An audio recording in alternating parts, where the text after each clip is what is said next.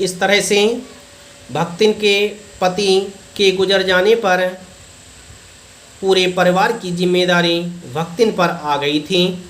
हाँ, तो भक्तिन के हरे भरे खेत, मोटी ताजी गाय भैंस और फलों के लदे पेड़ देखकर जेठ जेठौती के मुंह में पानी भर आना भी स्वाभाविक था, क्योंकि भक्तिन बहुत ही परिश्रमी थी।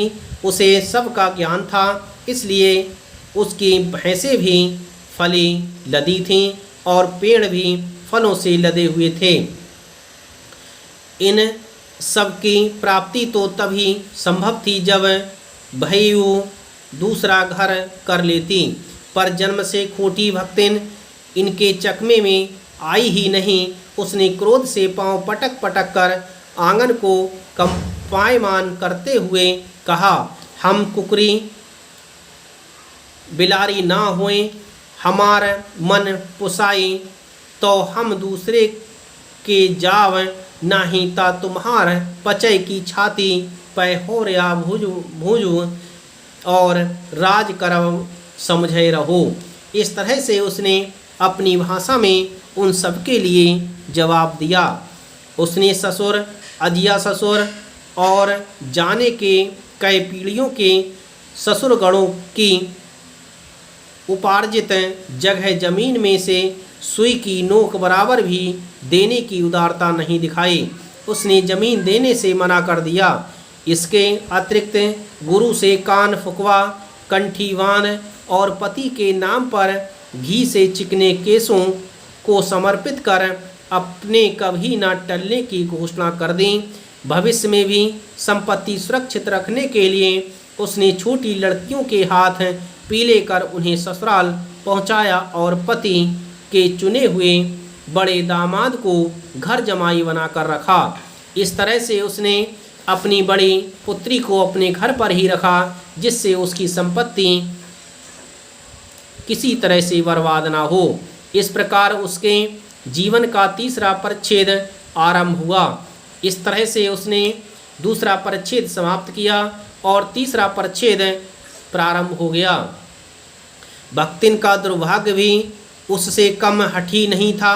इसी से किशोरी से युवती होते ही बड़ी लड़की भी विधवा हो गई। इस तरह से बड़ी लड़की भी विधवा हो गई। बड़ी लड़की के पति भी स्वर्ग सिधार गए, जो उसके घर रह रहे थे।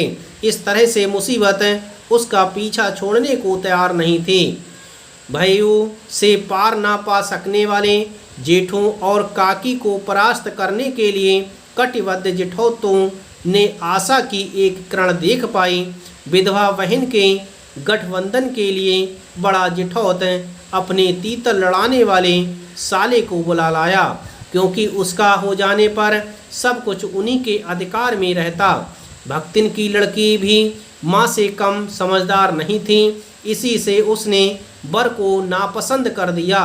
बाहर के बहनोई का आना चचेरे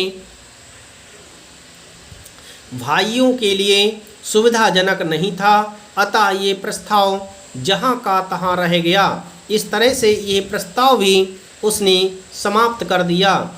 तब वे दोनों माँ बेटी खूब मन लगाकर अपनी संपत्ति की देखभाल करने लगीं और मान ना मान मैं तेरा मेहमान की कहावत चरितार्थ करने वाले वर के समर्थक उसे किसी न किसी प्रकार पति की पदवी पर अभिषिक्त करने का उपाय सोचने लगे।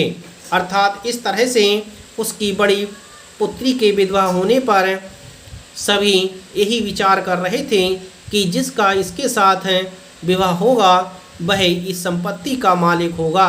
इस तरह से सभी उसका पति बनने के लिए लालायित हो रहे थे।